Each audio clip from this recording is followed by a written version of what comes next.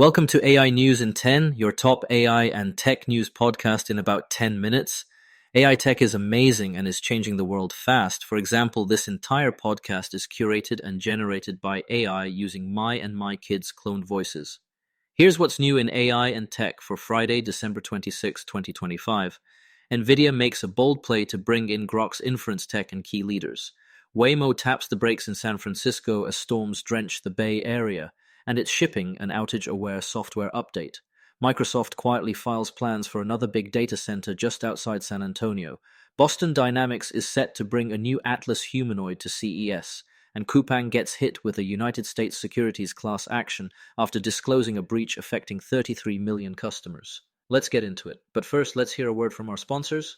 Need elite developers fast? Elite Coders connects you with rigorously vetted senior engineers in 24 to 48 hours. Staff augmentation, dedicated teams, or full project delivery, we've got you covered. Visit elitecoders.co to get started today. Now, let's dive into today's stories. First up, Nvidia just took a very Nvidia move to stay ahead in AI chips. Without doing a straight acquisition, the company has signed a non-exclusive licensing deal for Groq's inference chip technology, and it's hiring top Groq leaders, including founder and CEO Jonathan Ross and President Sunny Madra, according to Reuters. Groq says it will continue as an independent company under new CEO Simon Edwards. This structure lets Nvidia bring Groq's SRAM-heavy on-chip memory approach in-house, while sidestepping the regulatory headaches a full buyout might invite. Some outlets have pegged the transaction around $20 billion. The parties didn't disclose terms, and again, the license is non-exclusive. The strategic read: inference demand is exploding, and Groq's low-latency architecture has been a favorite for real-time AI agents. This move helps Nvidia shore up its stack for an era when running models cheaply and fast matters as much as training the biggest ones. What to watch? Talent absorption and ecosystem fallout.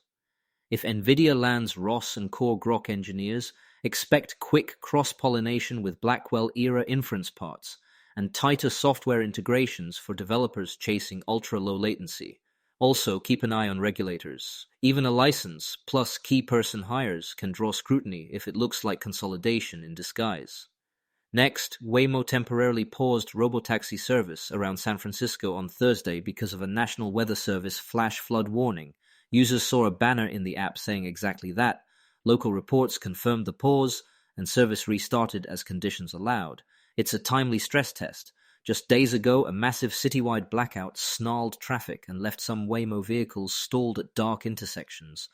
The company now says it will ship a fleet-wide software update to better handle power outage scenarios and to reduce unnecessary so-called confirmation requests that cause cars to stop and wait.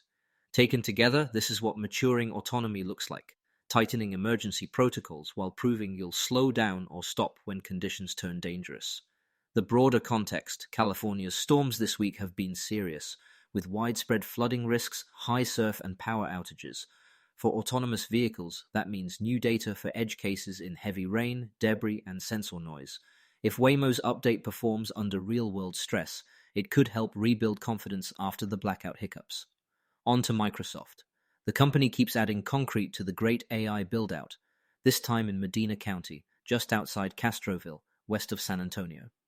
Public filings point to a one-story, roughly 195,670 square foot data center with a project cost around $400 million, targeted for completion by July 2028. The facility is described as colocation, space Microsoft can lease to other companies, on land where it already owns more than 1,400 acres. It's part of a larger patchwork of builds nearby that collectively represent billions in investment. Why it matters? Texas keeps emerging as a power and fiber sweet spot, and San Antonio has quietly become a serious data center hub. Zooming out for a second, power is the constraint everyone's watching. Gartner estimates data centers will draw about 448 terawatt hours this year, and roughly double to about 980 terawatt hours by 2030, with AI-optimized servers accounting for an ever larger share. That's why you're hearing so much about novel on-site power. Hydrogen, geothermal, even small modular reactors, coming into the mix before decade's end. Microsoft's footprint growth in power-friendly regions fits that trajectory. Before we continue, here's a quick message from our sponsors. This episode is brought to you by Family GPT. the AI chat platform actually designed for kids. If your children are curious about ChatGPT but you're worried about what they might see, Family GPT gives you full parental controls, content filtering, and the ability to align responses with your family's values, whether Christian, Muslim, Jewish, secular, and many more. Monitor every conversation, set usage limits, and let your kids explore AI safely.